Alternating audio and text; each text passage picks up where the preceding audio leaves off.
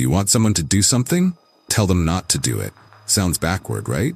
But that's exactly how reverse psychology works, and it's been influencing your decisions your entire life without you realizing it. Marketers use it, parents use it, manipulators definitely use it, and if you don't understand the power of reverse psychology, you're vulnerable to it every single day. But here's the thing, understanding the psychological manipulation tactic isn't about becoming manipulative. It's about recognizing when it's being used on you and learning ethical ways to communicate more effectively. It's about understanding human nature at its most fundamental level. In this video, we'll explore how reverse psychology works, why it's so effective, and when to use it or avoid it in your own life. These aren't just mind tricks, they're insights into human psychology backed by research. Let's uncover this secret weapon of manipulators, starting with why your brain falls for it every single time. 1. The psychology of resistance. Humans hate being told what to do. It's wired into us. Jack Brame developed the reactance theory in the 1960s, explaining that when people feel their freedom is threatened, they push back hard. Put simply, the moment you feel controlled, your brain screams, "You can't tell me what to do," and does the opposite. This is why reverse psychology works so effectively. When someone suggests you can't or shouldn't do something, your automatic response is to prove them wrong. Your desire for autonomy restoration kicks in, and suddenly you want that thing more than you did before. Think about forbidden fruit. Tell a child not to touch something, and that's the first thing they grab. Tell someone a movie is not for everyone, and suddenly everyone wants to see it. The psychology of resistance is predictable and powerful. Here's the uncomfortable truth. Advertisers exploit this constantly.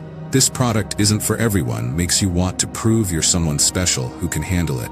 Don't click this makes you desperate to click. They're leveraging your need for psychological freedom against you. Understanding this doesn't make you immune, but it makes you aware. And awareness is the first defense. 2. How to use reverse psychology.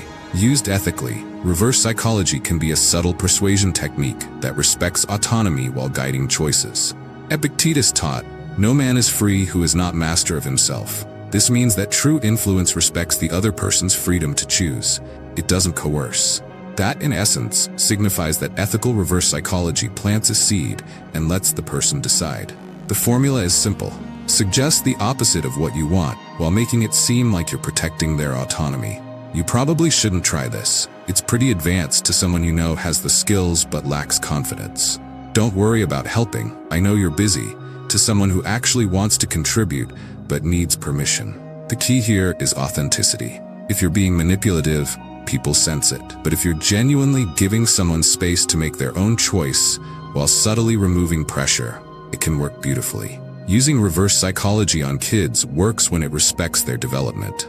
"I bet you can't clean your room in 5 minutes," taps into their desire to prove capability. But constantly tricking children teaches them not to trust, so use sparingly. 3. Reverse psychology in relationships. The double-edged sword.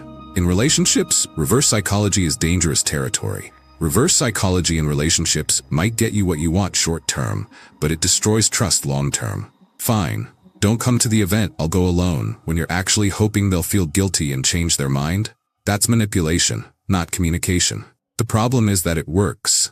Yes, it does, because your partner might come to the event, but they'll resent the manipulation, even if they don't consciously realize what happened. These covert influence secrets erode intimacy because they prioritize outcome over honesty. When does it work appropriately? Lightening tension. I guess you're not brave enough to try sushi as playful challenge between partners who trust each other. But the foundation must be solid communication. Reverse psychology should be a rare spice, not daily seasoning. If you're regularly using psychological manipulation tactics in your relationship, you're not building a connection at all.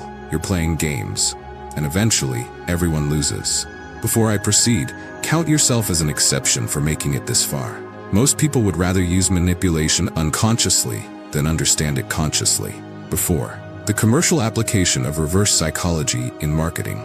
Marketers have mastered the art of suggestion through reverse psychology. Robert Cialdini's persuasion principles include scarcity and exclusivity, and reverse psychology leverages both perfectly. That, in essence, signifies that when something seems unavailable or not for you, you want it more. This isn't for everyone. Only a few people understand this. Don't buy this unless you're serious about results. These phrases trigger your desire to be part of the select group who gets it. The psychology here is strategic self-anti-conformity. You want to prove you're different from everyone else who isn't ready for the product. Reverse psychology in marketing makes you feel like you're making an empowered choice when you're actually responding exactly as intended. Famous reverse psychology examples include Apple's Think Different campaign, which made not buying mainstream products feel like rebellion, or luxury brands that make their products hard to obtain, increasing desirability through apparent disinterest in having you as a customer. Understanding these manipulation techniques in conversation and marketing helps you make conscious choices instead of reactive ones. Ask yourself, do I genuinely want this, or am I proving something? 5. Why people resist direct orders. The harder you push, the harder people push back. Marcus Aurelius wrote, "The impediment to action advances action. What stands in the way becomes the way." But with human psychology, what you directly command often creates the exact opposite response. This is the control paradox. Direct orders trigger resistance because they threaten autonomy. You need to exercise, make someone defensive. Don't exercise if you're not ready removes the pressure, paradoxically making exercise more appealing. Why? Because autonomy restoration isn't about the action, it's about who controls the choice. People will choose the harder path just to prove they're in control of their decisions. This applies to stubborn people especially. Using reverse psychology on stubborn people means understanding that their stubbornness is often about preserving autonomy, not about the actual issue. Removing your push removes their need to push back. Getting agreement through disagreement sounds counterintuitive, but it respects the fundamental human need to feel in control of one's choices. 6. When reverse psychology backfires. Reverse psychology isn't foolproof. Sometimes it spectacularly fails. Carl Jung warned about the shadow, the parts of ourselves we don't acknowledge.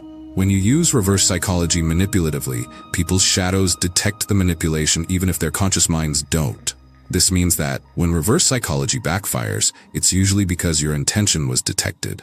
The risks include people taking you literally and doing exactly what you said you didn't want, people feeling manipulated when they realize the trick, and damaging trust when caught being inauthentic. Avoiding reverse psychology traps means being honest about your intentions. If you're using it to control rather than empower, it will eventually blow up in your face. People might comply once, twice, even 10 times, but the resentment builds. There's also the risk of creating what you claimed to prevent. Tell someone, "Don't worry about me," hoping they'll worry more, and they might actually stop worrying because you told them to. The science of contradictory commands shows our brains sometimes take the literal meaning when we're not emotionally invested. Here's the lesson. Reverse psychology is a scalpel, not a hammer. Use it rarely, ethically, and never as your primary communication tool. 7. The ethical alternative. Here's the radical idea. Just be direct. Thich Nhat Hanh teaches about right speech, communication that's truthful, helpful, and kind. This means that the ultimate persuasion trick might be no trick at all, just honest, clear communication that respects the other person's autonomy. "I'd really appreciate your help" is more effective long-term than "don't worry about helping." "I want you at the event" builds intimacy better than "fine, don't come."